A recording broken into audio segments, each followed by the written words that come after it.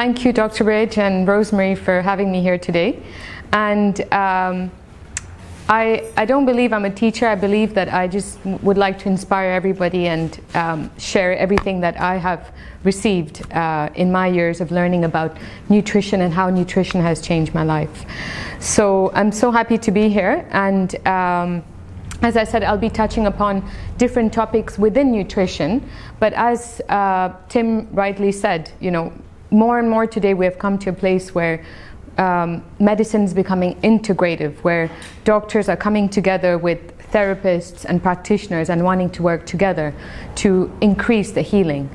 And a lot of GPs and doctors are even going as far as to say that nutrition is not just complementary, but it will become mainstream. So, you know, today you might go to a GP for something, but at the same time, even before going to the GP, you might go to a nutritional therapist or a herbalist or a health practitioner and say, well, I have this problem and how can you solve it? Even now, I think we still have a problem with nutritional therapists where, you know, when there's no other solution, people will come to us and say, you know, what is it that I can do in nutrition to help me? And I wish people would just start right from the beginning on it rather than make that your final point of call. So these are a few of the topics I'd like to look at today. And I definitely want to dedicate at least 20-30 minutes to question and answers, because I truly believe that, you know, for us to grow, we need to ask questions that are of interest to us within the nutrition. And if there's something specific you'd like me to touch upon a little bit more, please let me know now so that I can cover that a little bit more in depth. But the first thing I'd like to talk about is just understanding what means lifestyle medicine. So what does it actually mean, and what's going on in the UK right now with health and natural health and medicine. Then I'd like to talk about the pillars of nutrition. So what are the fundamental things that we need to look at in order to bring back the body into balance and help the body to come back into where it's supposed to be and be regulated. I'd also share tips and tools to, you know, increase well-being in our life through nutrition. And I'd like to introduce a few superfoods. And this will be mainly for chronic diseases that we look at, long-term chronic diseases. Is there anything I can do aside from food and integrate that into my daily well-being? So we'll be looking at that as well. A little bit about me. So as Dr. Rich said, he met one of my colleagues at the Parliament, and I'm actually not just a nutritional therapist, but I've spent many years specializing in the immune system and also specializing in something called mycotherapy, which is the therapy using medicinal mushrooms. So I will touch upon that because I think that I'd like to share things that I've learned over time. In terms of education, I head all the educational activities for other practitioners. So pardon me if I get too technical, I will make it less technical, and if there's something I'm saying that needs further explanation, please don't hesitate to ask me. There's no such thing as a wrong question. I'm also specializing in a lot in oncology, in nervous system health, and specifically in the immune system. So I might talk a little bit more about that, but I'll try to cover as much ground as possible so that everybody can take away something that from today. So before I start, I'd like each one of you to tell me maybe one thing you'd like to, one health priority in your life before we start. And we can go one by one, or you can just tell me, and that will help me again to keep those priorities in my mind. So at the beginning, a couple of people had come earlier and they had told me about blood sugar. So I'm going to keep that in mind. So for me, blood sugar is all about, you know, the pancreas and the blood sugar. Someone talked to me about the nervous system health. So how to increase brain power. And other diseases such as Parkinson's, Alzheimer's, etc. So we can look at that as well. Is there any other priorities that you'd like to look at? Yes? Yes. I'd be interested in hearing about vitamins, in particular vitamin D. Vitamin D, yes. And the effect that it has on the bones, and taking it with calcium. Excellent. I'm a bit confused about it. Okay, great. That you need to take magnesium and other things like that. So we look at vitamin D and the role of vitamin D for bone health. We look at that, yes? Gluten sensitivity. Gluten sensitivity. Oh, I love that topic. I can go on for hours, but I will try to stay succinct. Yes. And other intolerances. So gluten and other intolerances, yes? Vitamin B deficiency. Vitamin B deficiency. So again, the role of vitamins, very important, yes. I had a slide on that anyway, so we'll look at that. Anyone else? Fatigue. Fatigue, okay, excellent. High blood pressure. High blood pressure, okay, high blood pressure. So we have insulin resistance, vitamins, we have nervous system health, we have high blood pressure, and we have did I miss something? Yeah, and fatigue, yes. And intolerances, yes. I will cover them all. Each one of these can be a whole hour talk, so please remember that. However, what I would like to do today is at least touch upon some of them and something that you can take away for yourself today. So today in conventional medicine, more and more GPs, more and more doctors are talking about lifestyle medicine. And that all it means for me is integrating, as Dr. Rich very well said, nutrition and natural health with conventional medicine, and making sure that clients and patients have access to both. So I don't want to give you any grim figures, but I think we all are very aware that disease is on the increase, not just in small children. As you can see, this is just something I found on The Guardian just yesterday, that there's over 7,000 young Brits that are already suffering from diabetes type 2. So again, blood sugar, it's a very big one.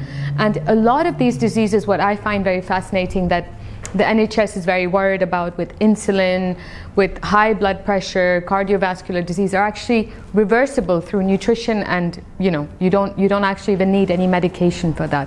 So we'll be looking at that a little bit more. But even for adults, autoimmune disease is on the rise. We spoke about MS before. MS is an autoimmune disease that is also on the rise. So again, there's an interesting link between some intolerances and nervous system health, which we'll be looking at a little bit later. But the numbers are grim, and I do believe that actually nutrition will have a reversible effect on all of these. I was told by an oncologist recently that by 2030, he saw the statistics, and he said that by 2030, 50% of the population will have cancer. And it's a very unfortunate number. But again, because of a lot of different things we're doing, nutritionally, or the different environmental toxins we're exposed to, are actually causing a lot of these diseases. So for me, my absolutely fundamental objective and intention is to help us to reduce all of that, so that we can maintain and regulate our health in the way we're supposed to. So lifestyle medicine accounts in a lot of different different clinics and different foundations. Everybody is giving a very specific definition of what lifestyle medicine means. And all it means is that as long as you're able to give me evidence that this specific vitamin works, I'll believe in you. And this is what a lot of the doctors are saying. But now there are thousands of clinical trials, thousands of papers on B vitamins, on vitamin D, and there's a lot of evidence and proof that these nutrients are actually affecting health positively. So this is why I think finally people are listening to nutritional therapists and saying, yes, this is true, because it's actually proven to us.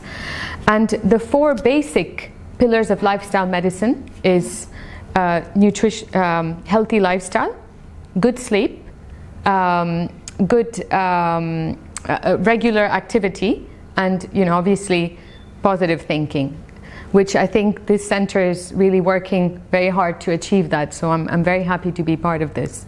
To make it a little bit simple, I found this graph, which is a little bit more simple, but the sleep is missing there. But having a positive mindset will make you feel better. Regular exercise will make you feel better. Eating better will make you feel better as well. So we truly are what we think. We truly are what we eat, and we truly are, linked. Mind and body is truly very, deeply linked to each other. This is why we talk a lot about this trend now, and we had this chat just before about the gut-brain axis. Whatever happens in the gut has a direct effect on the mind, and whatever happens in the mind has an effect on the body. So it's very important to find, regulation with both. And all positive thinking means also, from a medical point of view, is stress management. So how can we overcome stress? Because even that has a very big role to play. So today we're not going to talk about all of this, but we're definitely going to talk about the eat better side of things. And I thought Dr. Ridge might like this this quote where it says, lifestyle medicine is not complementary alternative, it should become mainstream, according to a lot of the GPs now. Because when we have, let's say we have an acute problem and we have an accident, nutrition is obviously not going to solve it at that point. For anything that's acute, we need the doctors, we need the surgeons, we need all of the medical experts to help us with that specific acute problem. But when you have a long-term chronic problem that doctors can't address and will just say, well, we have to manage this issue, this is where I truly believe nutrition comes in. Not just for everyday lifestyle living, but also for chronic conditions. When you're taking very high therapeutic dosages of some supplements, some extracts, I have seen amazing results in my clinical practice, whether it's for clients with Alzheimer's, with diabetes. I'll share a few of these stories with insulin resistance, with cardiovascular health. I have seen huge differences just for long-term chronic problems. Even autoimmune problems such as MS and Parkinson's can be definitely managed through nutrition, and I'm a true believer of that.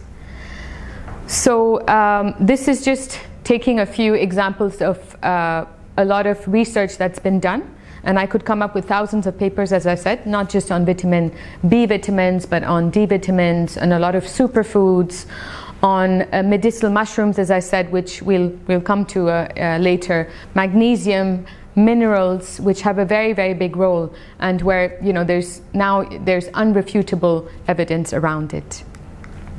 So what are the pillars of nutrition? We looked at the pillars of good health, which were a healthy lifestyle, regular exercise, good sleep, and stress management.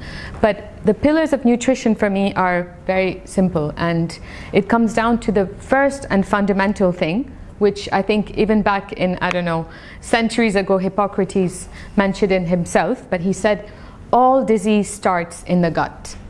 Everything starts in the gut. And today, a lot of scientists are even calling the gut the second brain. And the reason they're saying that is because everything that we need actually starts from the gut. The moment we put something into our mouths, the saliva itself on the tongue is the first point of digestion happening. But the reason we talk a lot about gut health, especially for us nutritionists, is because within the gut we have the ability to synthesize hormones. 50% of our serotonin, for example, the feel-good hormone, is actually inside the gut, interestingly.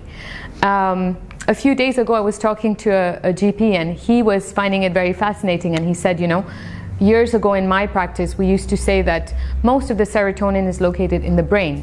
And then they started saying 25% of the serotonin is located in the gut and 75% in the brain.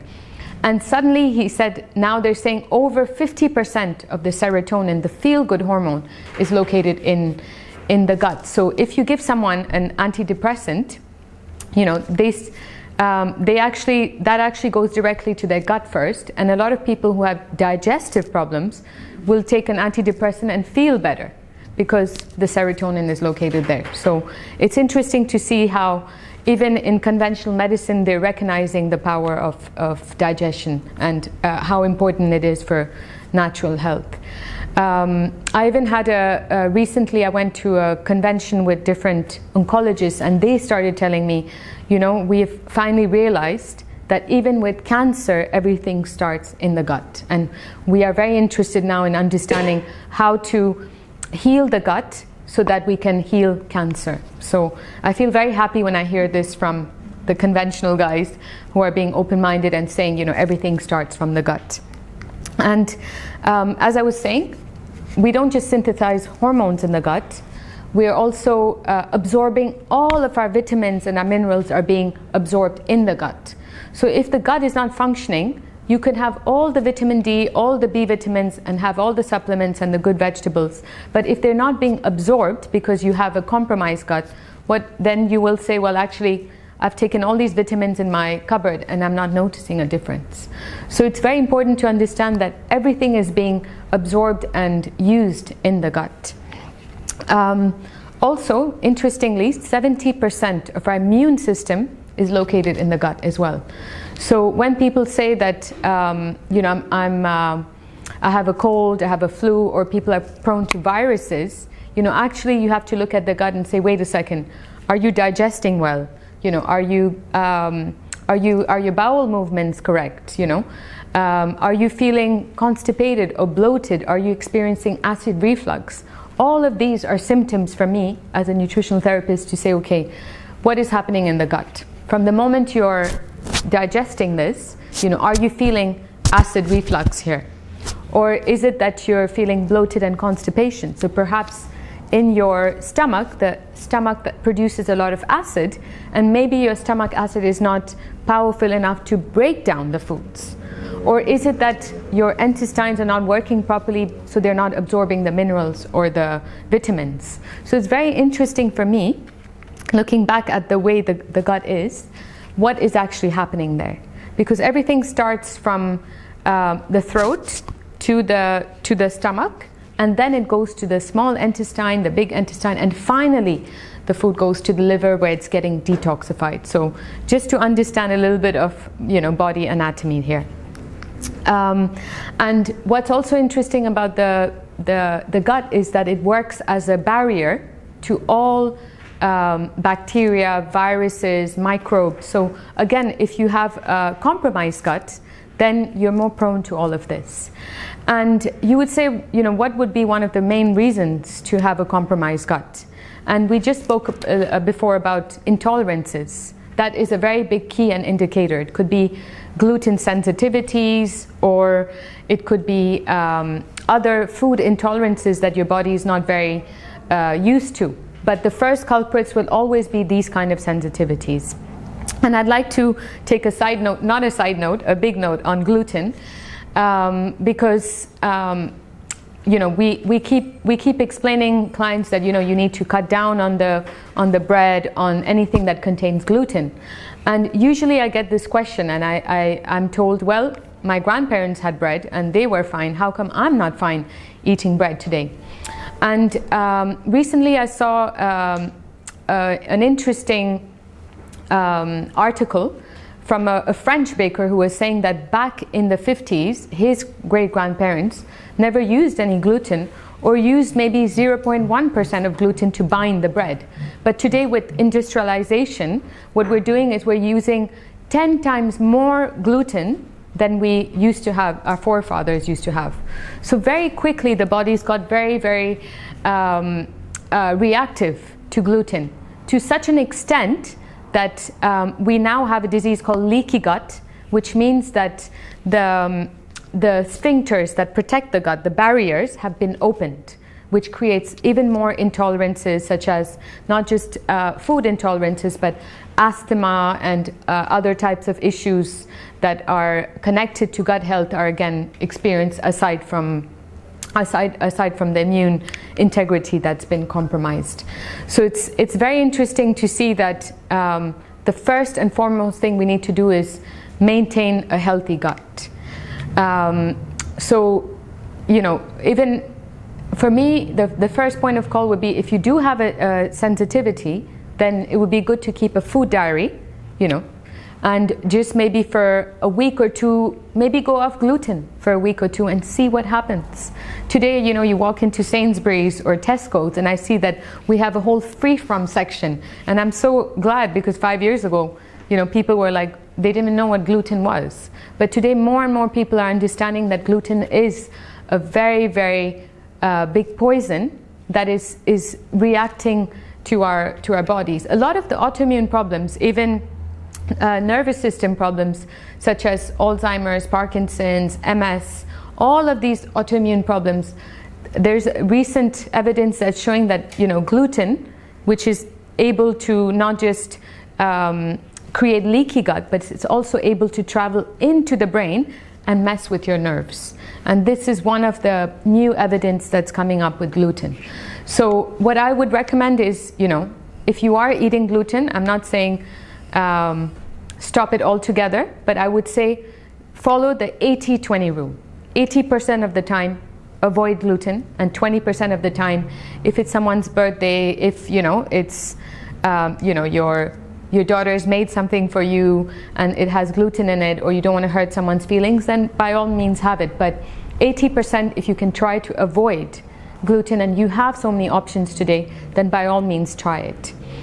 But do try to keep a food diary to find out if you have any intolerances. And usually the typical intolerances, symptoms for intolerances will be, as I said, all these digestion issues such as bloating, indigestion, even acid reflux isn't just acidic foods. It's actually your barrier, your gut permeability has been compromised by something that you're eating that is hurting your digestive system.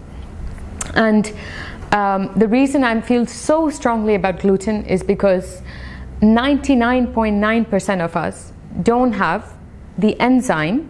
So enzymes are helpers in our digestive tract that help us to break down foods.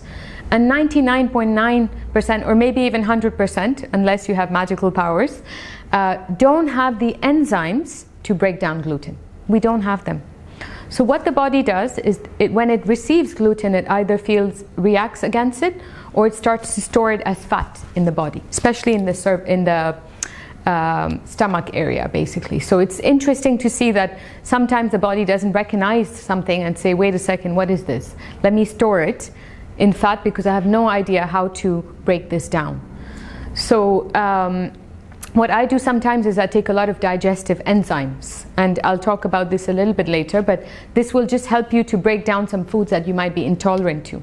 But first step, find out what are you actually intolerant to. Aside from gluten, some people have a very high sensitivity to dairy as well, which also can be a big stressor for your digestive tract. I remember when I just decided to go dairy-free for a couple of months, I actually saw my skin change in texture, and I saw this glow on my skin. I said, wait a second, I haven't done anything but remove dairy from my diet. And what I started to research more about dairy is that dairy causes a lot of inflammation in the body, and maybe too much of it. So again, it's okay to eat it, but 80-20 rule. If there's one thing you take away today, I would say the 80-20 rule is very important, especially for foods that make us quite prone to imbalancing our health, and especially our digestive health. The second pillar of nutrition, which is very, very important to me as well, is the immune system. Now, 70% of our immune system is in the gut, so if you start to heal the gut, automatically you start to see that your immune system gets better, you're less prone to colds and coughs, etc. I remember when I started looking after my gut and I went dairy-free for a short time, I used to literally get colds and flus every winter, and now it just doesn't happen to me anymore. And even if it does, within 2-3 days I'm able to bring myself back together, and the virus isn't able to take over me, or the symptoms don't show. And one of the main things for that is to strengthen the immune system, which is very, very important, because as I said, colds and coughs and viruses and bacteria, we're constantly exposed to a lot of pathogens. I know I'm using a technical word, but all a pathogen means in science is the bad guys who come to attack us, and our cells are trying to protect themselves from this.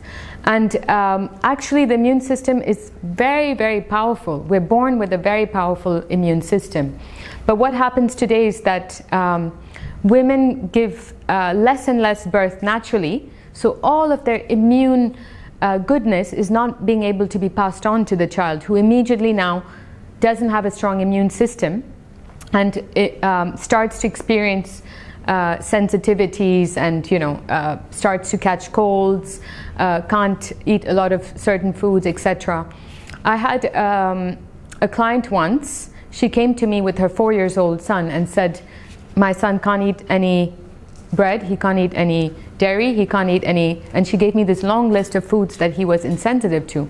I knew his gut had been compromised, but in his case, when I asked her the question, did you give natural childbirth, did you breastfeed the child, did you look after his immune health? And she said no, she didn't do any of these.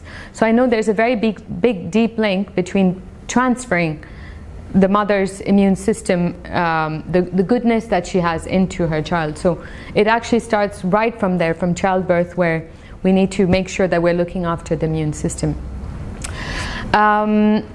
Also, what I find very interesting about the immune system is that if you have too much of, if the immune system is working well, you will have some kind of inflammation. So let's say we have a wound from cycling, we get a wound from it. Automatically, we start to see inflammation. The redness and the pain is actually good for us, because it's just the immune system saying there's a problem here, let me heal it. So autoimmune disease has become very common. Diabetes is an autoimmune disease where the pancreas stops working because the immune system has attacked the pancreas, which is diabetes 1. A lot of the nervous system autoimmune diseases are similar to that. And then you have also thyroid autoimmune disease, again, where the thyroid gland is being attacked because the immune system can't understand or can't differentiate self from non-self. So we have one side of the spectrum where you have too much inflammation, which converts to autoimmune disease, and you have the other side of the spectrum, which is not enough of inflammation, so your immune system is not working adequately, and this is where we experience clients who come in with cancer, because they have a very suppressed immune system. So what we want to do is we want to make sure that we're able to regulate our immune system. And as I said, the first catch-22 here is you start with the gut, and then you work your way to the immune system, from one to the other. So if somebody has leaky gut, so how would you go about, or someone who suffers from abdominal distension, like yes, as you said, absolutely. What would be your way of rectifying that? So what would be the way to rectify leaky gut is, we call it the 4R process, which I find, just to remember for ourselves and maybe for you as well. Firstly, the first R stands for remove. Remove anything that is causing the leaky gut in the first place. Now you can do it the expensive way by doing a test and seeing, okay, what am I allergic to? Or you can keep a food diary and say, okay, well, I've stopped eating gluten for a week, I'm not feeling all these symptoms. Or I've stopped eating dairy for a week or two and I'm not feeling the symptoms. So you can keep a food diary, or you can. And once you've identified if it's gluten, for example, then you eliminate that from the diet, so remove that. The second step that you do is you replenish. So replenish your gut with the right probiotics, because what happens in the gut as well is that when the immune system is compromised, or when the gut is compromised, our good gut bacteria, the ones that are helping us to build our immune system, become very suppressed. So what we usually do is we say, let's replenish with either probiotics as capsules, or you can have fermented foods. So sauerkraut, for example, or if you know how to ferment your own vegetables, is a great way. Or you can buy sauerkraut, miso, kimchi. Nettle. Sorry? Nettle. Yes, nettle as well. So you can eat all these fermented foods to replenish the gut. And the third step is to re-inoculate, which is if these fermented foods are not working, then let me add the probiotics, because I want to add the good gut bacteria into it. And the fourth one, which I'm trying to remember now, and when it comes back to me, I'll get back to you. But all you're basically doing in the fourth one is that you are helping the gut to digest. So I need to find the right R. I can't remember the actual R. But now that the leaky gut is, your body is not functioning well. Restore, yes, restore. I like that. She must have read that somewhere, or because I couldn't remember the fourth one. But restoring, the way to restore is, again, as I was talking before, using digestive enzymes. So if you have leaky gut, that means that you are not able to break down the foods. And if you can't break down the foods, you can't use the vitamins and the minerals to revitalize you, to re-energize you, to bring you back to health. So digestive enzymes, I personally am a firm believer of that. And let's say I have a birthday party to go to, and I know that it's going to be a cake full of cream and gluten. I hidingly carry my digestive enzymes with me, and 10 minutes before eating the cake, I pop in a digestive enzyme.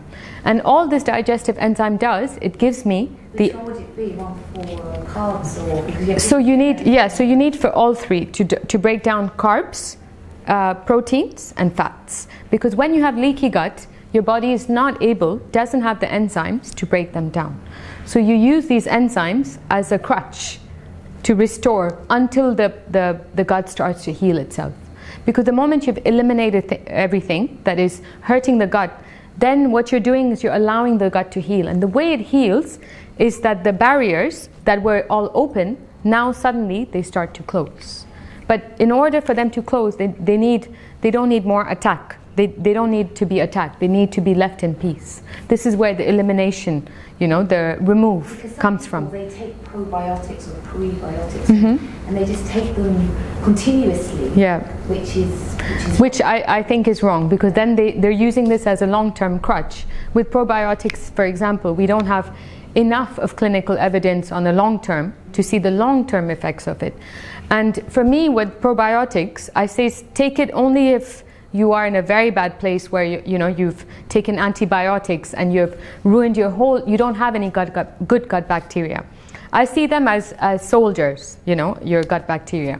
If you are part of England and you have your English soldiers here, but all of them are dying, unless all of them are dead, you can get other soldiers from other countries. But why not try to help the ones that are in distress at the moment by giving them, strengthening those soldiers that are injured. And that's what the fermented foods do. They help your own good gut bacteria thrive. But with probiotics, you take someone else's good gut bacteria, put it into your gut, and hope that it survives there and it doesn't harm your soldiers, if that makes sense. I'm just trying to find a simple way of putting it, but I do believe they're important, probiotics, but only when you're taking antibiotics, or when you have no gut bacteria to help you to remain, balanced. I hope I'm making sense here, and I'm just trying to, because I could go on in a lot of topics, but I'm trying to remain. Prebiotics. Yes, so that's a great question. So fermented foods, for example, are prebiotics. They help you to get to feed your own good gut bacteria. That's why we say, eat a lot of fermented foods. I go to all the farmers markets nowadays, and they're selling fermented carrots, fermented cabbage, and all of that, sauerkraut, which is German, or kimchi, which is Japanese. They all have learned the art. All these ancient cultures have learned the art of using fermented foods in their diet. So it's important to increase the fermented foods. So we spoke about the pillars of nutrition, the gut health, immune system health, and one thing that I truly believe is very, very important in today's world, as I was saying before, is detoxification.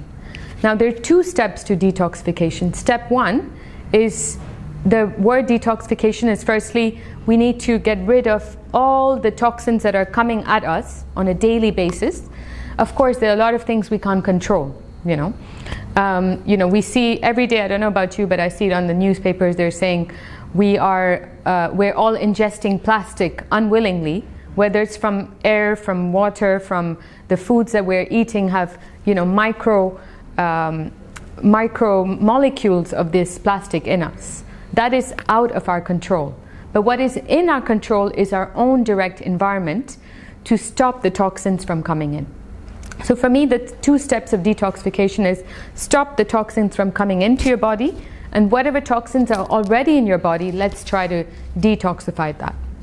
So step 1, how do I make sure that my environment is free from toxins? And this starts right in everything we do, from the makeup we wear, the clothes we're wearing, the detergent we use to wash our clothes, to the detergents we're using, the chemicals we're using in the houses, the fragrances we're putting on ourselves.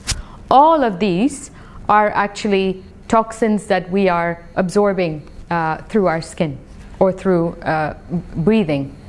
And it's interesting, I just recently saw an article where they said that even all these SPF creams, we try to save ourselves from sunburn with SPF 30, SPF 50, but the toxins they're putting in these creams are so high that those toxins enter our bloodstream within an hour.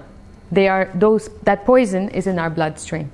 So we might think, I've been using it, I don't see any symptoms. Why should I stop using my favorite perfume? Or why should I change detergents or face creams that don't contain parabens? Toxins such as sulfate and parabens are very, very toxic.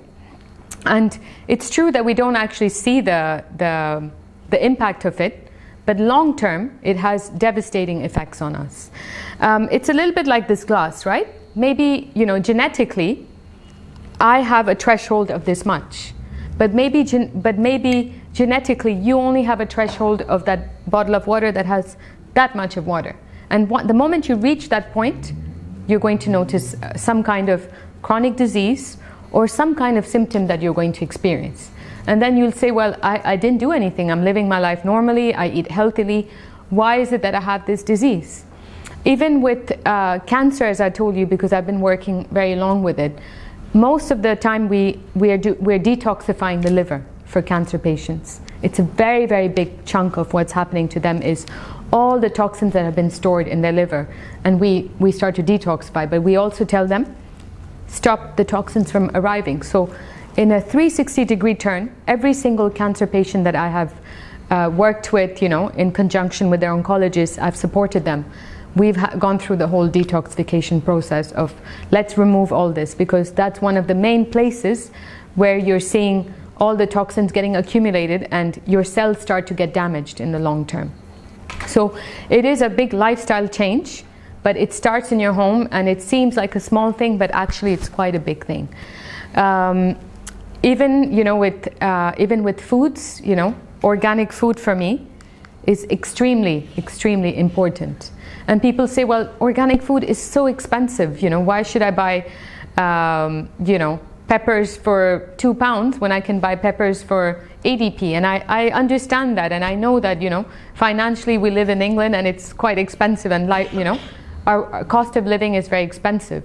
But I'd rather spend on my health right now than spend it later in the future. So one way of stopping the toxins from coming in is starting immediately with organic foods. So I'm not saying everything has to be organic, but if you type in the dirty dozen on Google or online, there's dozens of foods that contain the highest amount of toxins. And it's very logical, really. If you look at an avocado, for example, it has a very thick exterior.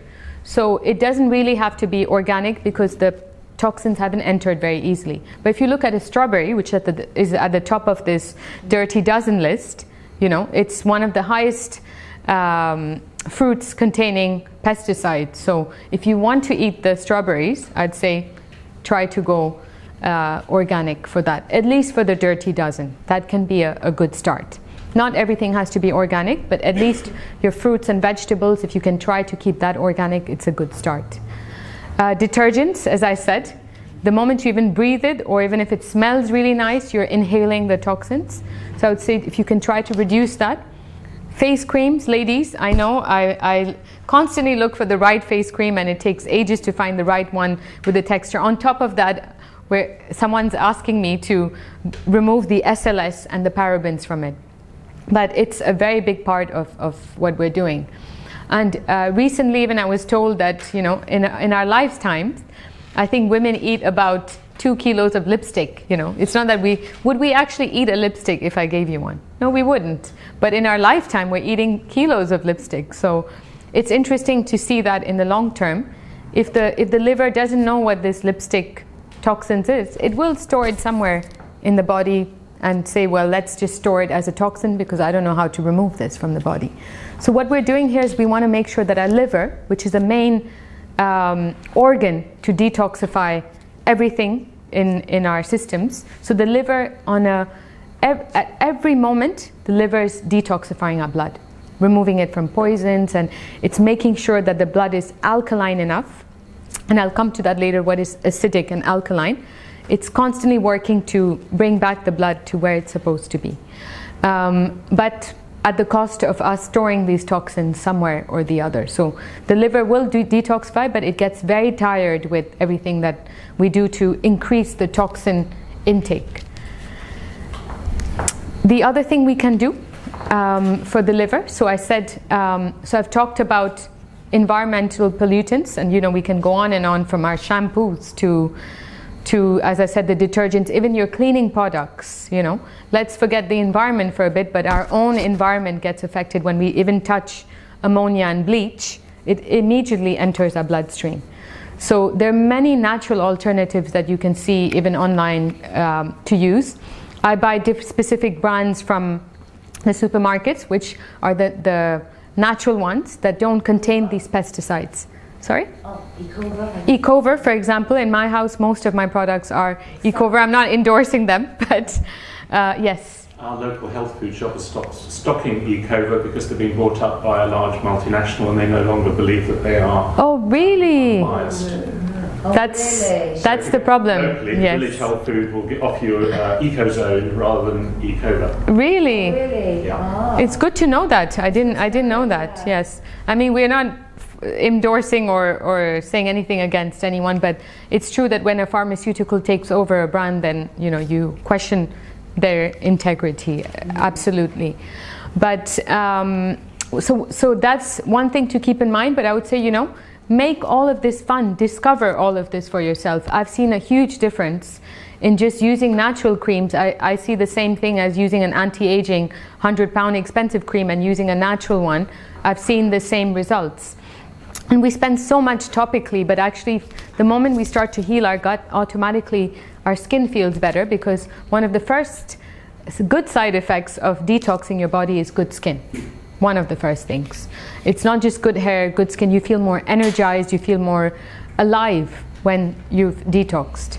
So that's the external environment, but from internally, how can I help my liver detox? And one of the things you can do, as I said, is eat more vegetables that love your liver.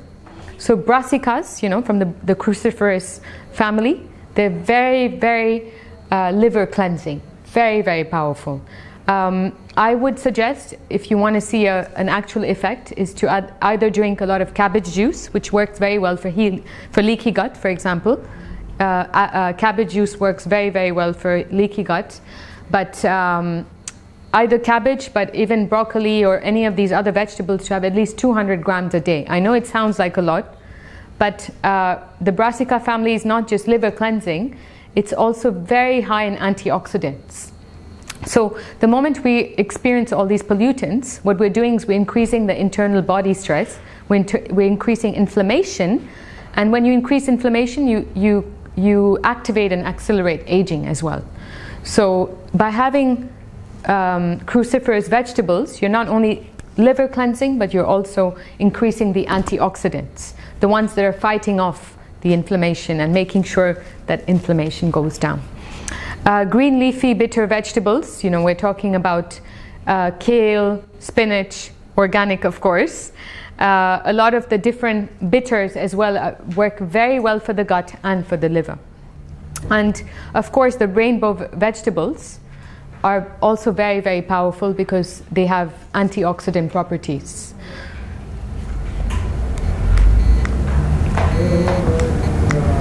So another pillar for nutrition, once you're looking at the gut, the immune system, you're looking at detoxification, automatically your energy levels start to change.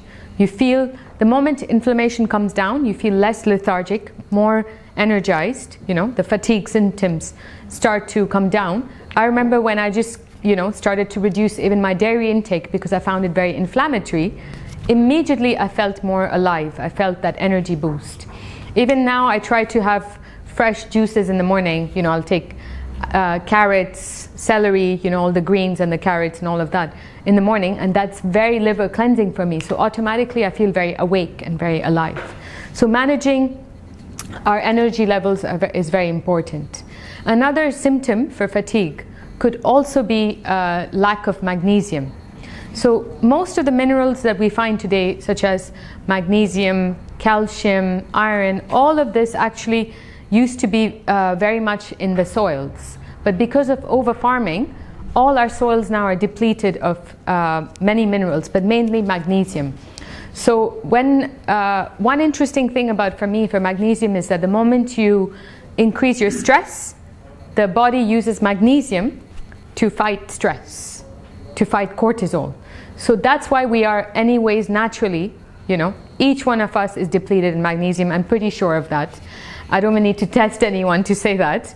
But pretty much all of us are deficient in magnesium, because even if we eat all the fruits and vegetables that contain magnesium, it might not be enough because of the stress and the environmental stresses, not just physical stresses, but the environmental stresses. So I would say having some magnesium would be a good choice, especially to fight fatigue.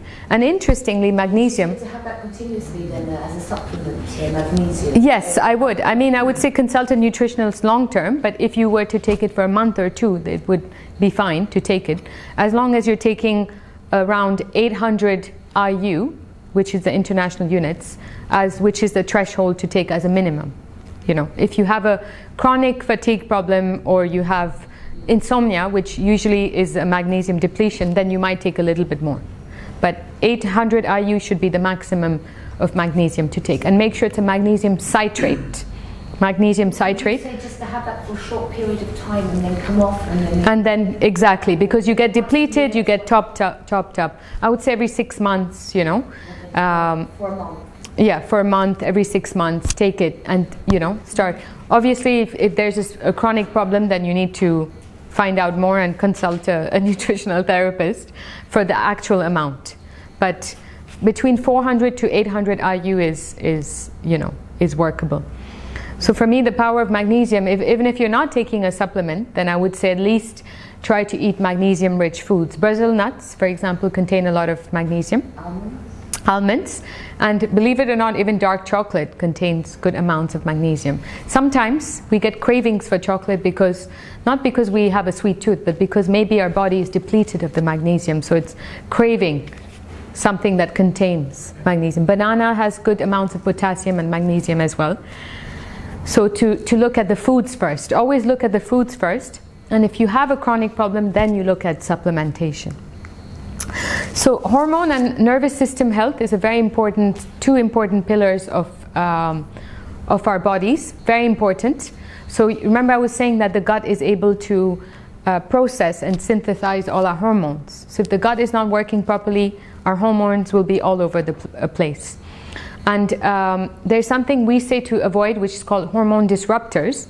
But all the toxins that I talked about earlier are hormone disruptors, which is why I'm such a firm believer of avoiding them.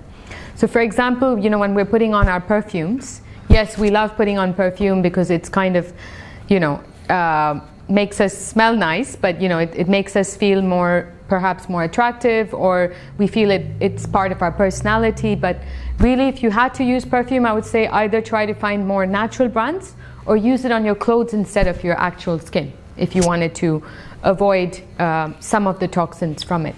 So again, I would always say focus on the 80-20 rule. I'm not saying ban everything from your life, but 80% of the time, if you can work at all this and 20% say, you know what, I'm going with my husband for our anniversary. I want to put on my perfume and I'll put it on without thinking about it. But to try to avoid doing that on a daily basis, because they truly do disrupt our hormones. And our hormones determine our mood.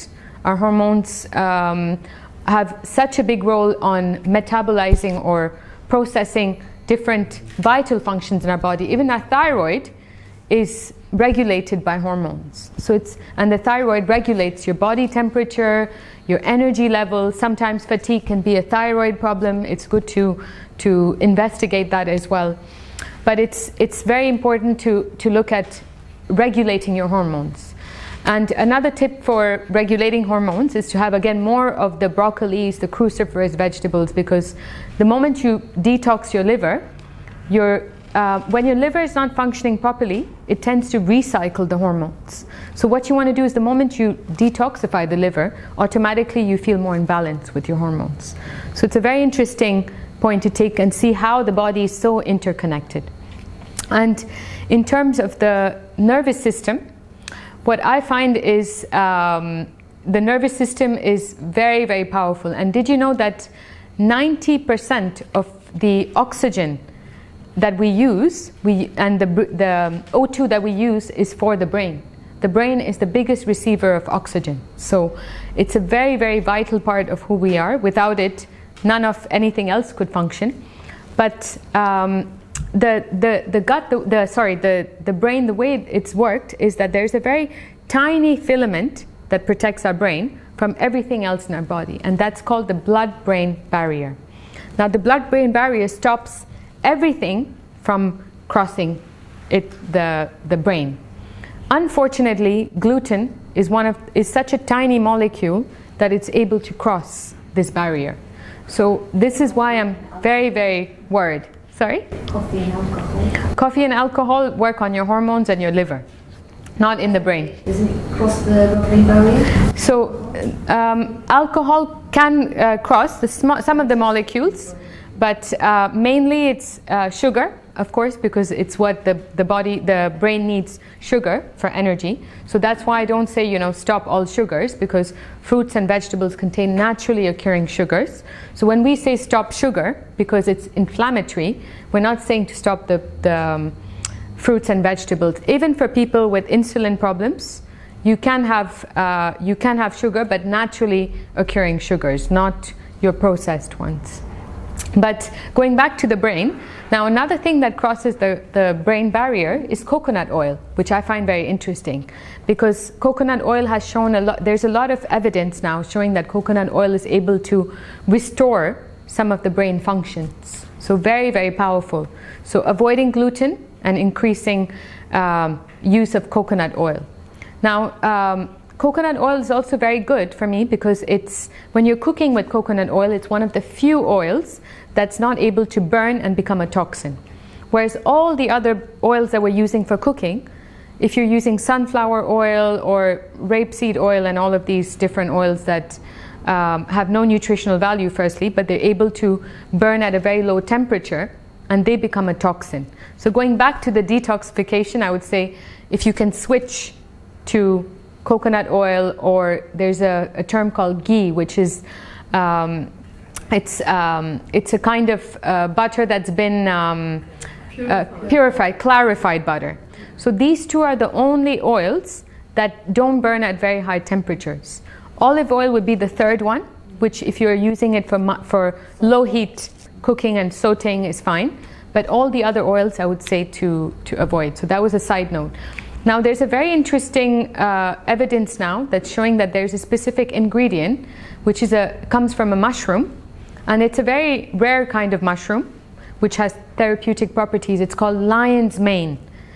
And lion's mane extract, because it looks like a mane of a lion, and I will show you a picture in a little bit, but lion's mane mushroom in extract form, so when you've removed all the fiber from the mushroom and kept the extract, has the ability to restore a lot of the neurological diseases that we're experiencing today. When she came to me, she had all these skin issues, she had really bad psoriasis, so I said, right, the first thing I'm going to do is remove gluten from you, because I know that with cognitive functions, we know that gluten is crossing the blood-brain barrier, so I'm removing gluten from your diet.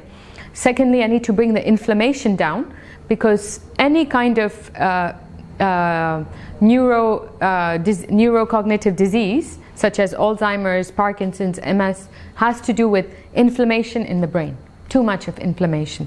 So the second thing I did was I told her, let's eat more of the immune supportive foods, and let's avoid inflammatory foods. So again, 80-20 rule, less of the dairy, less of processed foods such as bread, pastas, etc., and more natural foods, lots of soups and juices, and some raw foods to increase oxygen, to increase antioxidants, and to bring down the inflammation in the brain. But the third thing I did was to give her this lion's mane extract, and I didn't notice anything for the first month. I didn't notice anything for the second month. By the third month, fourth month, her son called me up and said, Romina, I think you've brought my mom back to me. And I said, what are you saying? He said, well, it seems that suddenly she's starting to talk with us, she's starting to recognize us. Now we're talking about advanced Alzheimer's here. But I knew that with this lion's mane extract, this specific person, that this extract has crossed the blood-brain barrier, and one of the functions of lion's mane extract is the ability to create new nerves. This is what I found very fascinating. So there are very few things in the world that are able to repair, to regenerate. So we have a lot of natural ingredients that repair your body. So remember we talked about leaky gut, and there are foods that can heal the gut. But lion's mane extract has the ability to regenerate cells in the brain, which is what I found very fascinating. And a lot of scientists now are researching this. But I saw it firsthand. I was a little bit skeptical about it, to be honest.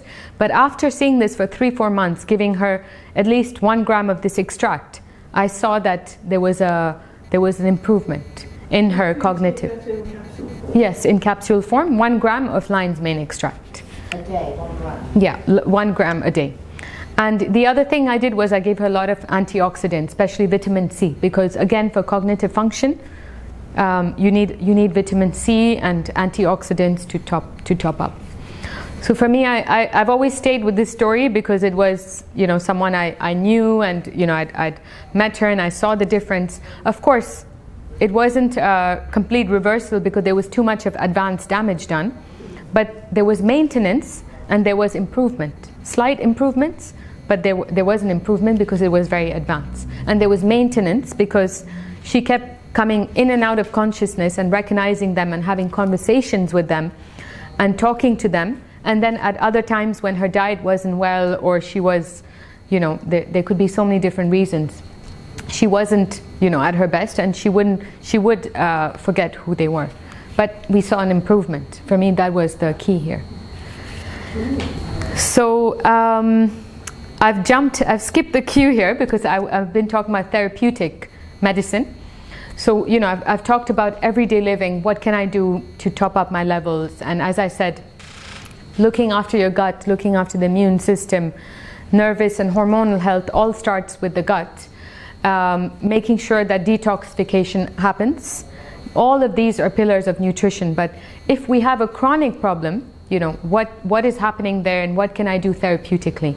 And medicinal mushrooms are one of them, and I talk about it very passionately because I specialized in mycotherapy, and I've given, I've met so many people, I've spoken to so many clients on this, and I've seen such big improvements with that. But I've only given it when someone has a chronic, long-term problem, and when they actually have a condition. That's where you look at addressing the issue therapeutically by giving them a higher dosage of something. So let's say you don't have any fatigue problems, then do eat magnesium-rich foods.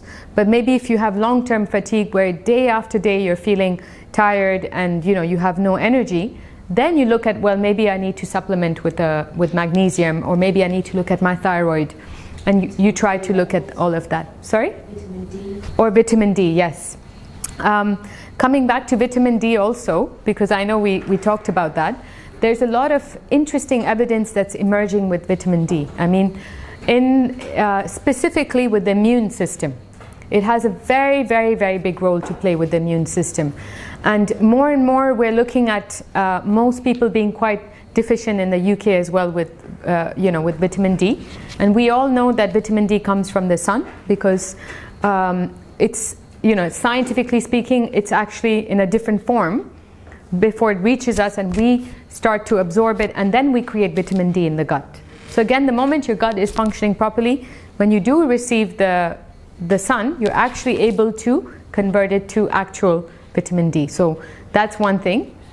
But vitamin D's played a big role not just in the immune system, it's also played a role in nervous system health. I know that they're saying now, and this was a lady whose son was autistic, and she was a doctor, and she started doing a lot of research behind it, and she said that she has finally linked vitamin D deficiency to autism. So it's very interesting to see that. So the first thing I did when I found out that I have a sister and I found out that she is pregnant was, make sure you're having your vitamin D levels, because you've lived in the UK for so long, you must be vitamin D deficient, but just make sure you have the right amounts of vitamin D. Usually when you're tested for vitamin D, you can ask your GP to test it. Correct me if I'm wrong, Dr. Rich, but if you are, then they would tell you to have at least 400 IU of vitamin D to start off with, to top, and then it can go up to even 2000 when you're deficient. So mushrooms, even though I'm talking about that separately, but actual mushrooms contain very good amounts of vitamin D. There are a lot of different nuts that also contain vitamin D, but mainly nowadays you have to supplement because we basically either you're taking a holiday every 3 months in a very hot country, but even in the summer heat here, the sun is not strong enough to receive much of the vitamin D, even in the summer, unless we're talking about some of the lucky days we're blessed with in the UK with hopefully 28, 29 degrees, then you're looking at real vitamin D being absorbed by your body. And someone asked this question about calcium and vitamin D, and it's true that vitamin D needs other helpers to be able to be absorbed. It's a little bit like iron. When you look at iron, which is a mineral, it needs vitamin C and vitamin B12 to be able to be used efficiently in the body. If you just take iron, you're not going to be able to use it in the right way. So in the same way with vitamin D, you need a little bit of the minerals, the calcium, the potassium, little bit of that to be able to absorb it. Nowadays you have mineral supplementation, so you can take a good range of calcium, potassium, magnesium to use it with the vitamin D, or you can increase those foods in your diet. More calcium and magnesium rich foods to be able to absorb the vitamin D. So that's something to keep in mind. Now, there are two things I wanted to talk about therapeutically. I know we're running out of time because I said we will have a Q&A and I want that. Firstly, it's the balancing of your blood pH. Who remembers what pH is?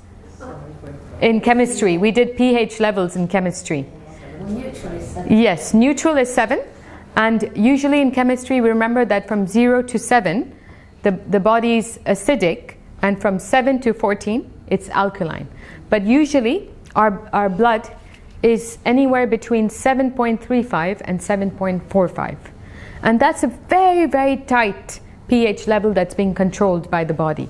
Anywhere outside this, even 7.2, and we would actually die. So it's interesting to see how the body will try everything to make sure that the blood is at that level, the pH levels.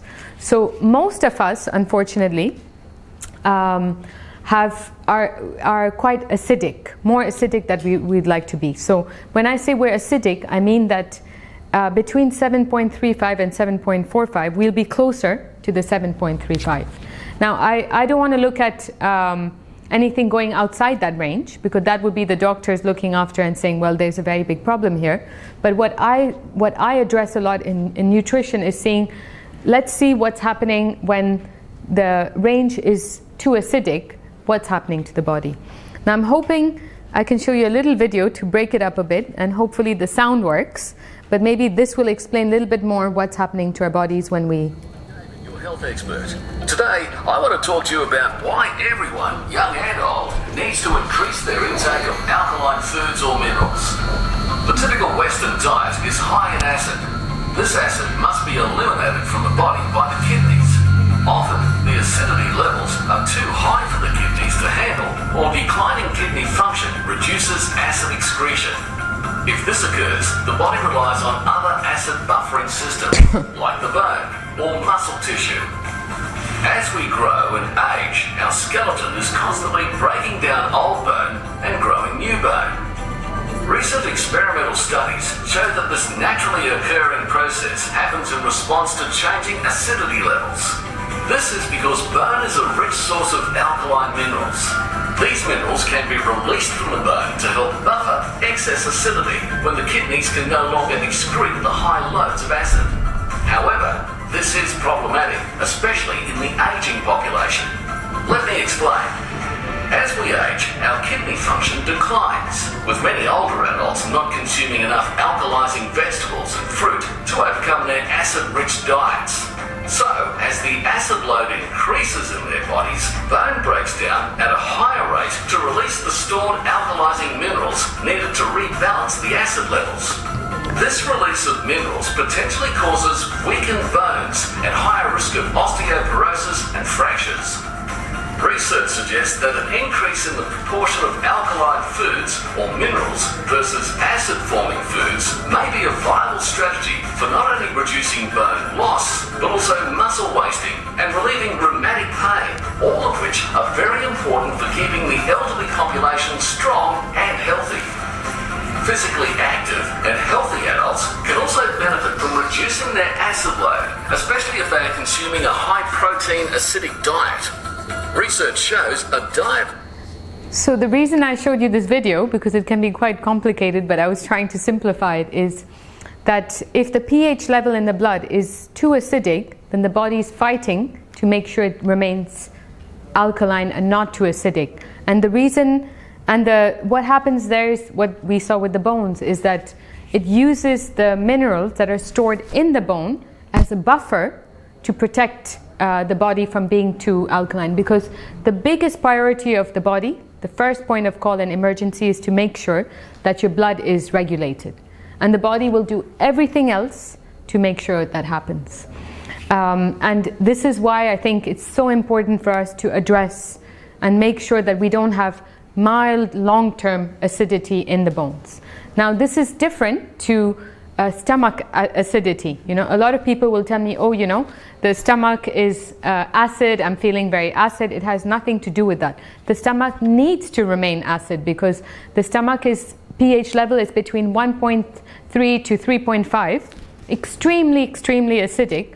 And reason being because it's the only way that we can break down proteins, break down foods. We need an acidic stomach. In fact, in leaky gut and other issues, the reason we say to eat a lot of bitter foods is to bring up the acidity in the stomach so that you can start breaking down more foods. So very important to do that. But I thought it's an important thing to see on a daily basis that, you know, what can I do more of to, make sure that my blood is not too acidic, so ranging between the 7.35 and 4.5. These are very technical slides, so I'm just going to brush through them. But all I'm saying here is that, you know, if the body is too alkaline, then there's too much of some molecules being produced that are causing the acidity. But so bone gets compromised, but also another thing that gets compromised are the lungs. So one way of stopping the acidity is for the body to use oxygen and remove it through creating more carbon dioxide in the body. So, and the main point of excreting acids are the kidneys. So not just the bones get compromised, but our kidneys get compromised as well, because our kidneys get very tired of excreting extra acids. A healthy kidney is able to more or less to excrete 50 milliliters of acids.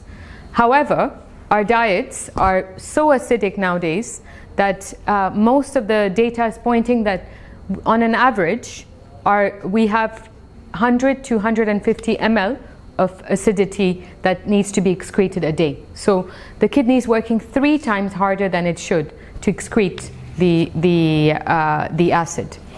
So the reason the reason I'm saying this is because it's so important to make sure that we know what foods are actually acidic and which foods are alkalizing.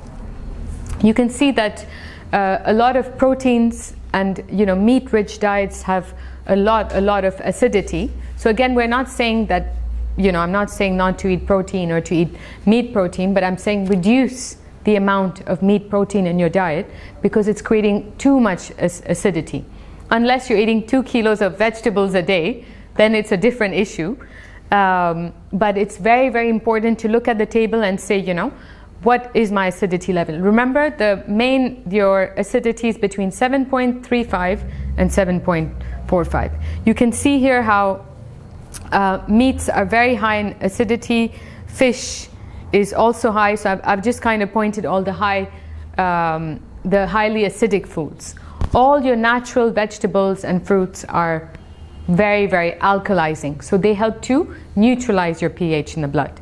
So very important to either decrease the consumption of these acidic foods or to take alkalizing supplements, because we need to address this very importantly because of bone health. It's very important. It's crucial for health.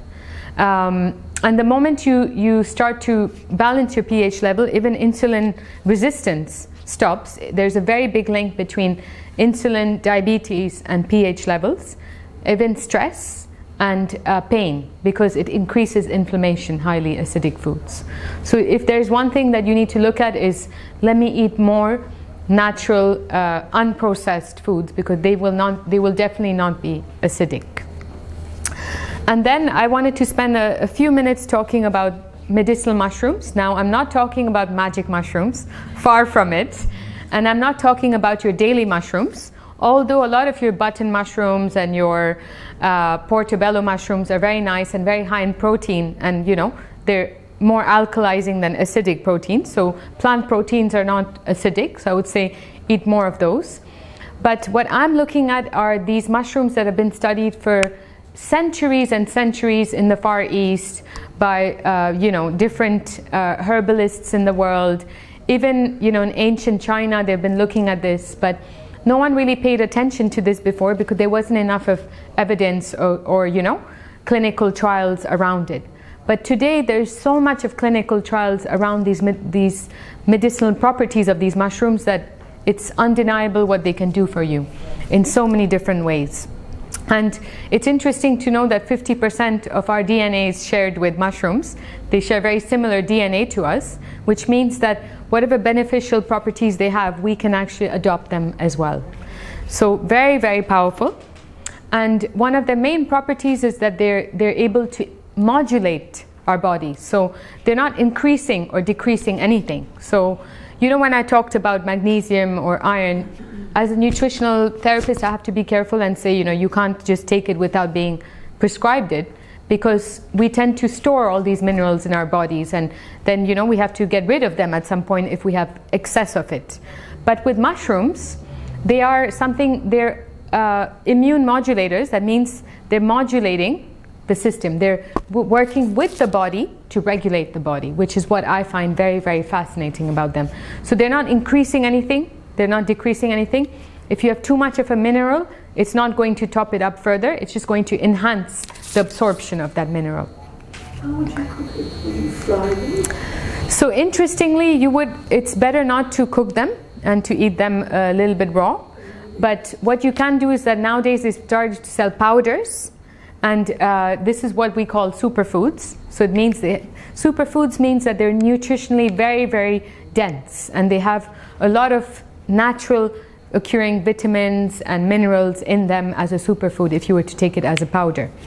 But what I find even more fascinating with the mushrooms is not just their powder, but if you extract specific molecules in them that are very unique to them, and there's no other ingredient in the world that contain them, but they have very unique molecules that have these regulating properties, which is why we call them, in our scientific term, we call them adaptogens.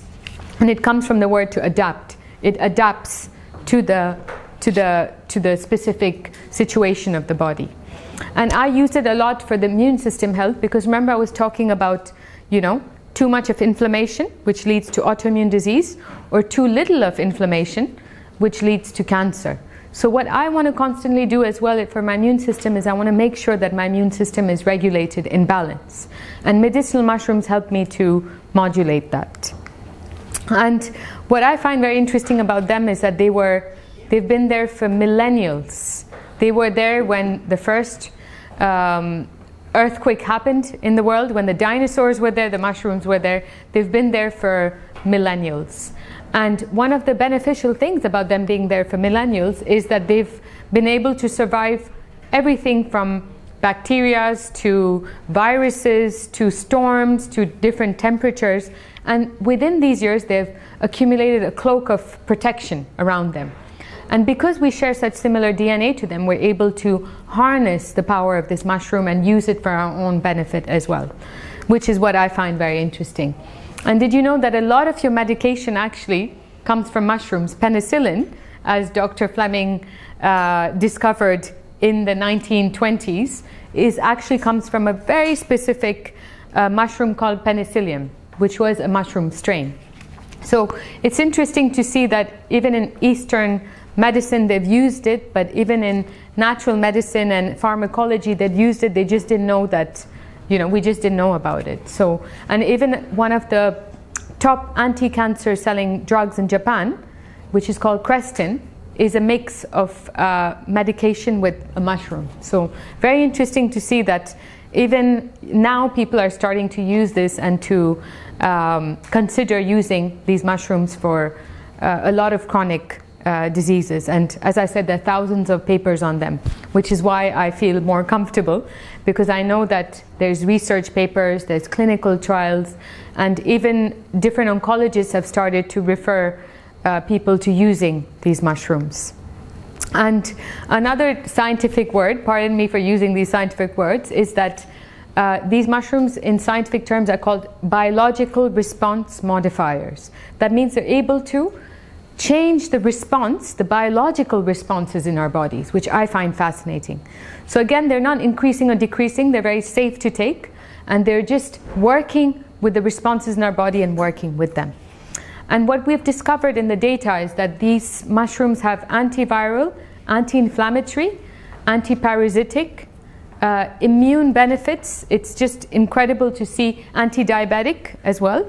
There's a very specific mushroom we're using to tackle insulin resistance, and it also has anti-tumoral effects. So it's increasing the ability for the immune system to fight off tumors. Very, very powerful.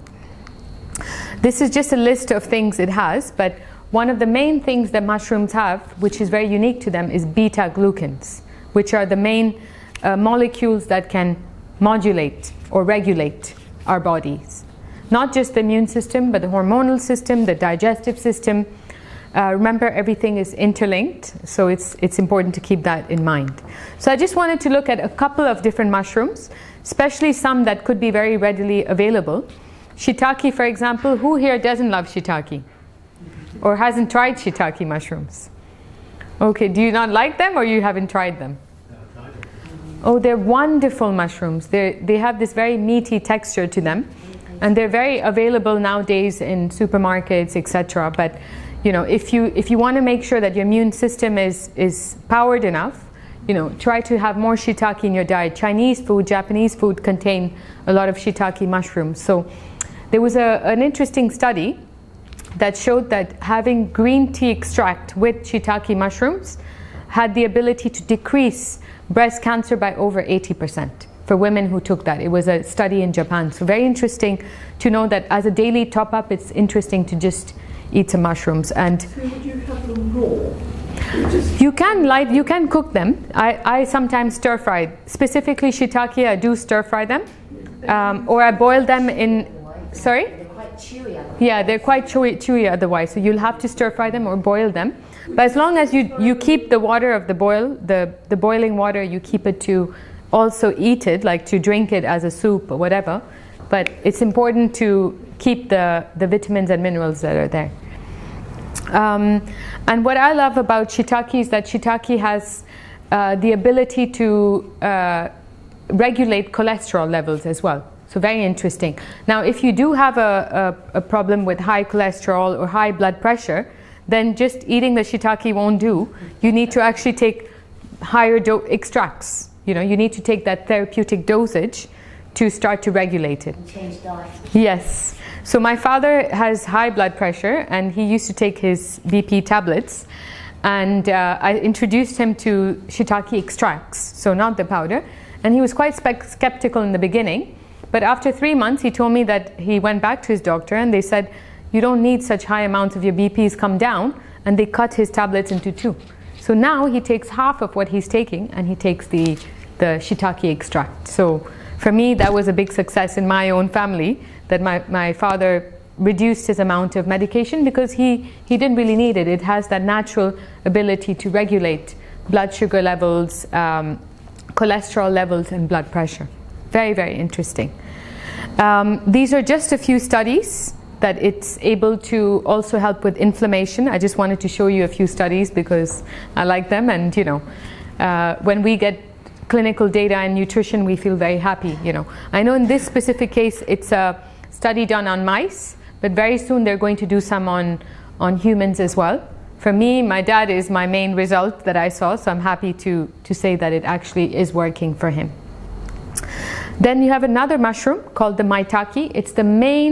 It's called the king of mushrooms because it's the main one to modulate your immune system. And I use this a lot for all the problems that we experience in immune health.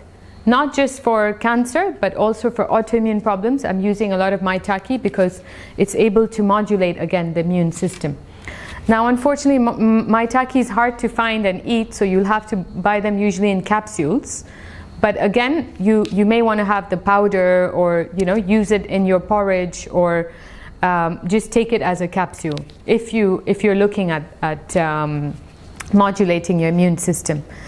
Maitake is also very, very helpful for some people who look to lose weight because it's able to start to take your sugars and start to break down the fats and the sugars in the body. So an interesting mushroom to keep in mind. Don't expect overnight changes, but it's one of the good effects of using maitake. This is what I've seen in my practice. Again, it's just showing you here that that maitake is able to regulate cholesterol levels as well. So a lot of these mushrooms have similar properties, but some have the strongest impact on that specific condition. Cordyceps, it's an amazing energy booster, very powerful for bringing back energy. So what cordyceps mushroom does, it's a mushroom that is found originally in the Himalayas, but now, you know, a lot of people are growing them outside the Himalayas, and they're finding the right places to grow them naturally. But cordyceps mushroom is able to increase the oxygen in our cells. And remember, the way we get energy in our bodies is when we have a lot of oxygen. When you have less oxygen, you have less energy. So you want to increase the oxygen in your cells. It helps to boost, you know, brain power as well. So very powerful for people who are feeling fatigued. But cordyceps is also very, very good for energy performance. So any sports performance, anyone wanting to exercise, the Chinese Olympics are using cordyceps for their athletes. So it gives you an idea of what it's used for. A specific mushroom called Coprinius. And I apologize if I'm giving you all these Latin names, but these are the names of these mushrooms. Coprinius comatus is a specific medicinal mushroom that is able to regulate your blood sugar levels. Very, very powerful. I had a client with type 1 diabetes. I told her I can't do anything about it, but I can help you. So I gave her some chromium, which is a mineral that, you know, helps to regulate blood sugar. I gave her the cinnamon as well, which again helps to regulate blood sugar. But I gave her this specific mushroom and extract. And what she came back to me and said was that suddenly she started seeing that during the day when she was eating, she didn't see such a big fluctuation in her blood sugar levels. And she started reducing some of her, so she didn't need to put as much of insulin into her as she used to. So it's amazing. Can you spell that? Yes, Coprius, Coprinus, and then comatus, as it sounds, Comatus. Of course, as a nutritional therapist, I will always say that never, ever stop taking medication unless your GP or your doctor says it. I'm just giving you examples that, you can collaboratively work with your medical expert and, go back to him and do the blood test with him and see what happens and then take your decisions. So in the case of my dad, for example, with the high blood pressure, he still was taking his blood pressure tablets and he was taking the specific shiitake mushroom I gave him. But 3 months later, when he went back to his GP, the GP said, your blood pressure isn't that high. I'm going to lower your dosage. It was, the decision between the patient and the medic. We are here to just support the clients. We're not here to change anybody's minds, that it's always important to work collaboratively. As I said, in integrated medicine, it's crucial because I truly do believe in medicine as well. I think that there's so many acute problems and life-threatening diseases that only our dear medics and doctors can help us with. So for me, it's really working collaboratively, especially for chronic problems. But for everyday health, I would recommend everything that I do. I do want to save some time for Q&A. So thanks for today. If you have any specific questions, I'm more than happy to help you with them. This is my email, so happy to respond to any specific query you might have or any doubt about something that I said today.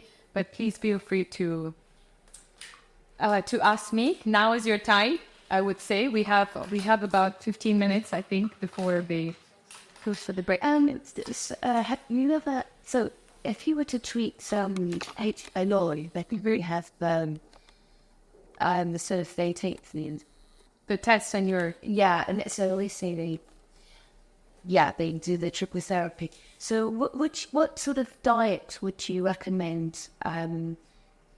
Would you recommend to take fermented food? Would that be a good idea to take? Yes, absolutely. You can take fermented foods. This is very high bacteria, but yes.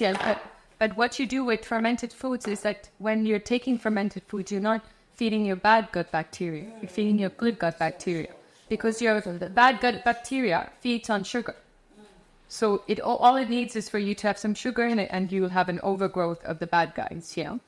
it's best to cut down the sugar. It's very important to cut down on the sugar. It's very important, especially if someone has H. pylori.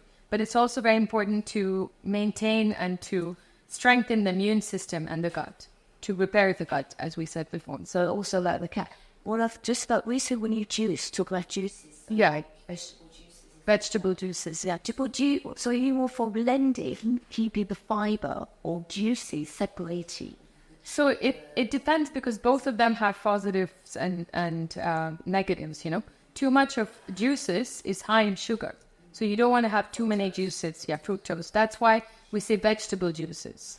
You want to avoid all the fruit juices when you have sugar problem. So would it be right to say to keep just blend and keep fiber? Then you won't absorb as much fructose as sugar. Yeah, I would say reduce your high sugar fruits, to avoid things like bananas, but sure, you want to increase the antioxidant fruits. Even if you're just doing vegetables, which would it be better to have? If you're trying to detoxify your liver, I would say juice. Because fiber, because the fiber you might as well eat it in your vegetables and the fruits in your salads, etc. So we do get enough fiber if you're trying to have that, balanced rainbow vegetable foods on your plate, But if I had to choose, if I'm trying to detox and cleanse, then I will use vegetable juices. Absolutely. Especially if it's a liver cleanser. Because it's a big thing now. Everybody's like doing smoothies. Yeah. Traditionally, we ate, vegetables. We I mean, smoothies is if you're not having enough vegetables and fruits, then I say go for the smoothies. Like sometimes I know that I'm in a big rush, then I can't be bothered to eat all the because it's too much of work. I'll just blend everything and have it as a smoothie. But if I have the choice and I can eat it, then actually masticating increases the enzymes, and your food is able to break down better actually. But I'm all for vegetables and smoothies and juices, but juices more when you want to give your liver a rest and you want to start to detoxify or cleanse the liver. Fermented foods, does that come as pickles and things? Is that Pickles? I mean, not your Indian pickles and all. You know, we're talking about pickled, if it's pickled in vinegar, you know, that would be fermented foods, you know, vinegar or lemon, you know. Apparently someone told me that there was a video on fermented foods. It's very easy to make. I myself haven't made it and I still buy it from the store. But I have a lot of nutritionist friends that are very much into, you know, the nutritional therapists have different specialties. Some people are more into the cooking and the food. Some people know all about fermentation. Other people focus a lot on chronic diseases or chronic conditions where they specialize in a very specific part of the body, you know? So it's interesting to see that everybody has something to offer. What about frying? Would you use coconut oil? For frying, I would say keep away from the frying altogether if you can. Because the worst of the evils would be like to use the coconut oil. But even coconut oil, I'm not 100% sure, but I think at 80, 90 degrees, it can become a toxin at some point when you deep fry. Because it changes its structure, doesn't it? At some point, it's the oil that has the highest capacity not to change its structure at a high temperature. Okay. So it maintains it. And a lot of times, only because I've worked so much with oncology and all of that, but what happens with oil that's become changed in structure is that it's become a toxin. And the reason we know it's become a toxin is because our body is not able to understand what it is, and then it starts to damage our own cells. So when the cells start to multiply, they start to get damaged. That's what happens in cancer. Is just one cell that's gone rogue, unfortunately, and that rogue cell now starts to multiply itself. And that's why we say remove anything that can create toxins, because the toxin will damage your cell. It will damage the actual structure of our cells. That's why I'm so passionate about it, especially with the frying and all that. Again, 80% of the time, try not to, and 20% of the time, allow yourself to live a life where, you know, you want to be part of, you know, your daily life with other people. Butter's a saturated fat. That's all we need. So butter is fine. You mean cooking with butter?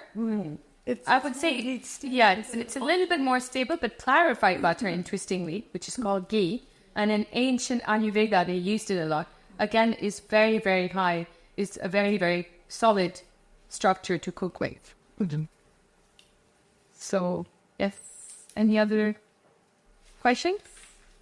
Do you recommend taking coconut oil by itself, or just in the jar? Absolutely. I sometimes do it myself. And one interesting thing about that is for people with the cognitive function, you know, we recommend that 1 teaspoon of coconut oil. But interestingly, there's been some research showing that coconut oil also helps to regulate hormones. So I do it more for that reason. And also what I see is it starts to balance my own oils, you know. Some people who are very dehydrated or they're not able to retain the oils in their cells, coconut oil helps you to retain. So I would say don't do it for a very permanent period, but again, you have to take it for a while, give it a rest, take it for a while. Apples. Sorry, 1 teaspoon to 1 tablespoon, short term. A day. A day. A day. Yeah. Just a teaspoon like that, raw. Yes. Apple cider vinegar. Any benefits drinking that? Absolutely. So apple cider vinegar, not just any type of apple cider vinegar, but the one that says with the mother. And the mother is literally the reason they call it the mother is because it's the mother sediment, which means it's actually helps us to break down foods in our body. So if you have it 5-10 minutes before your meal with a little bit of lukewarm water. But I enjoy it so much I put it in my salads. Instead of normal vinegar, I put apple cider vinegar with the mother. Honey though, hasn't it? Because I looked at the ingredients, they've actually added honey. Sometimes, depending on the brand, they might add honey, but some also did. Yeah, so if it's local honey, it's good for immune system. So I always say stick to the local honeys. It helps to reduce allergies when you're having your local honeys. And you would have the apple cider vinegar just with a little bit of warm water 5-10 minutes before food to help your digestion, to kickstart the digestion or produce enzymes. So very powerful for leaky gut and people with digestive issues. And for weight loss? Also for weight loss. It's a good one. It's a good one. Although you can't just base it on that. I remember my hairdresser once told me, I bought apple cider vinegar because someone told me with a weight loss, but he was eating all his pastries and all of this and said, I'm not taking the apple cider anymore. You know, it's, working holistically. Yeah. We're just talking about the pH. So often when you buy water, for example, so you have certain spring water or mineral water, that has a pH of 8.7, which is very alkaline. Yes. And you'll get others which are 7.2 and neutral, like as a yogurt or Balvic. But a lot of some of the Turkish water, blue water in water, is 8.7. What's your view on that? Would you? Because I tend to go for more neutral. Yes. They go 7.1, 7.2. No, I believe you can have those alkaline waters. But I mean, a quick fix is to have an alkalizing supplement. Like I know one that's, one scoop of that is equivalent to 2 kilos of alkalizing vegetables, or 10 liters of the alkalizing water. But if you don't have if you have a very balanced diet, then you can go for the alkalizing water. You can. Yeah, it's absolutely fine. You'll never be too alkaline because the body will always bring it back to between that tight, junction that it's choosing. Well, I read some paper actually that says something about the alkaline these alkaline water could help with people. Absolutely, yeah. Absolutely. Because if your blood pH is too acidic, already it creates room for a lot of diseases, a lot.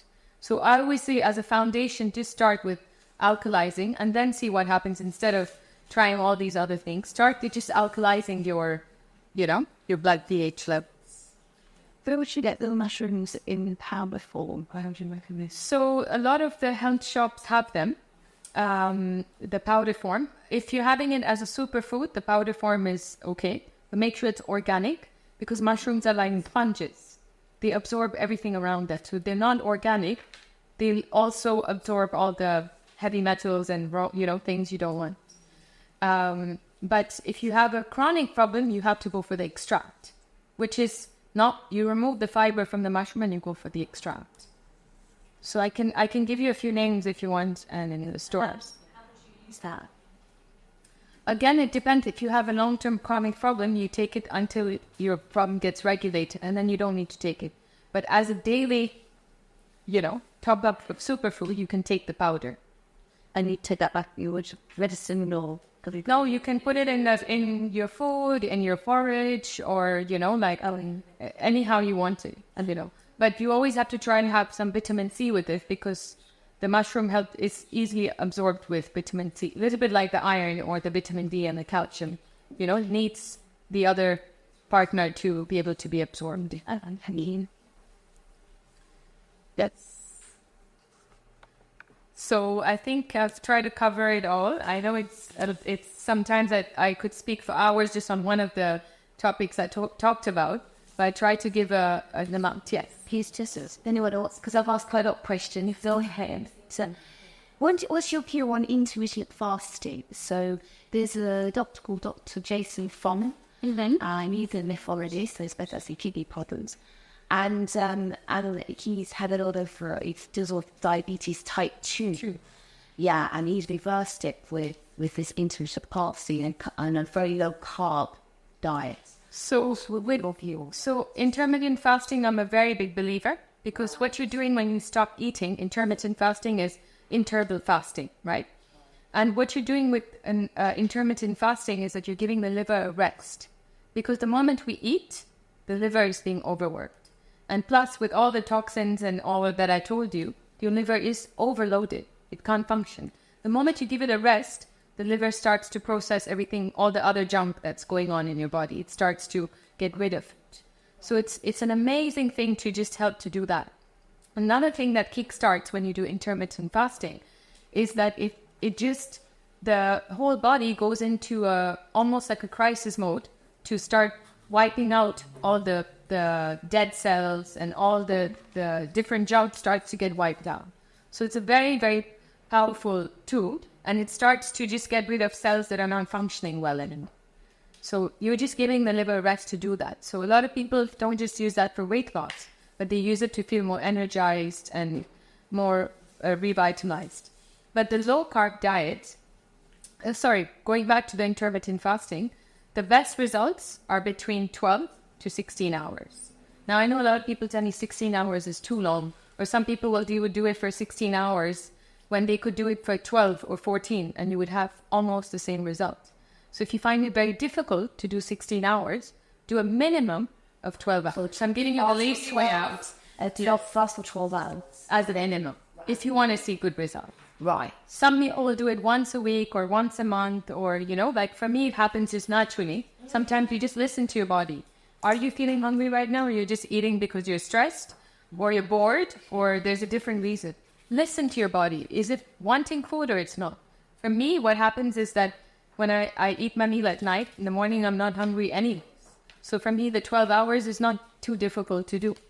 But for some other people who have blood sugar imbalances, they might find it very difficult to do the 12 hours. But sometimes you must look at that. Unless you have very low blood pressure, then you don't want to do that. And going back to the low carbs diet, there's a very interesting book. So I know this very well-known journalist, and his name is Jerome Burns, and he's written a book, co-authored a book with Patrick Holford, and they've called this book called The Hybrid Diet. Now, it's very scientifically technical, but what they've said is that for the body truly to go into the right balance, instead of just doing a low-carb diet, yes, you do a low-carb diet so that you can slowly release the carbohydrates during the day, but then you have to switch to the high-fat and low-carb diet. And then you switch to the high-carb and low-fat. Oh. Not high-carb, the bad carbs, but the good carbs that will be released in the long term.